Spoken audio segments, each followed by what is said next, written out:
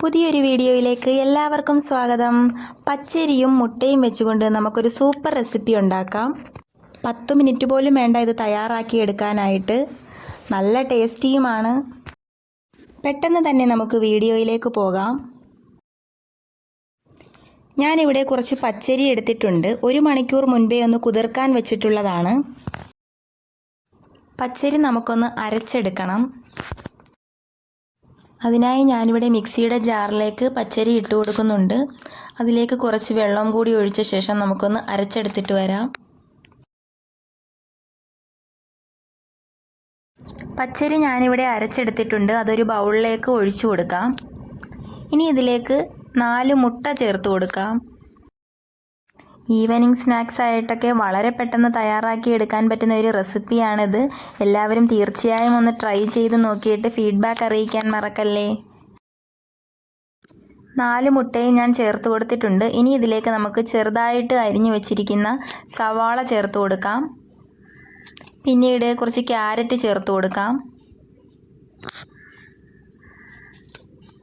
ചെറുതായി കട്ട് ചെയ്ത് വെച്ചിട്ടുള്ള പച്ചമുളക് ചേർത്ത് കൊടുക്കാം. ആവശ്യത്തിന് ഉപ്പും കൂടി ചേർത്ത ശേഷം നന്നായി ഒന്ന് മിക്സ് ചെയ്തെടുക്കണം.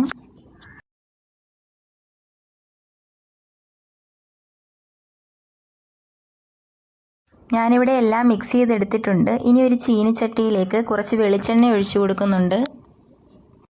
വെളിച്ചെണ്ണ നന്നായി ചൂടായി വന്നു കഴിഞ്ഞാൽ നമ്മൾ മിക്സ് ചെയ്ത് വെച്ചിരിക്കുന്ന ബാറ്റർ ചേർത്ത് കൊടുക്കാം.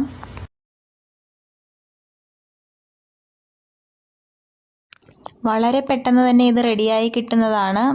ഇത് ഒഴിച്ചതിന് ശേഷം ഒന്ന് തിരിച്ചിട്ട് കൊടുക്കണം. അങ്ങനെ തിരിച്ചും മറിച്ചും ഇട്ട് നമുക്കിത് റെഡിയാക്കി എടുക്കാവുന്നതാണ്.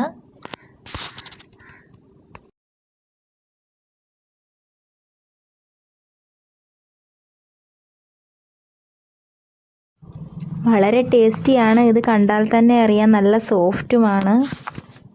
ഒരു പ്ലേറ്റിലേക്ക് ടിഷ്യൂ പേപ്പർ വെച്ച് കൊടുത്തിട്ട് നമുക്ക് അതിലേക്ക് വെക്കാം.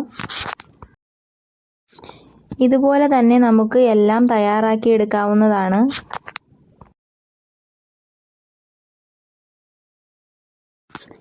വീഡിയോ നിങ്ങൾക്ക് ഇഷ്ടമായിട്ടുണ്ടെങ്കിൽ ഒന്ന് ലൈക്ക് ചെയ്യാനും സബ്സ്ക്രൈബ് ചെയ്ത് സപ്പോർട്ട് ചെയ്യാനും മറക്കല്ലേ.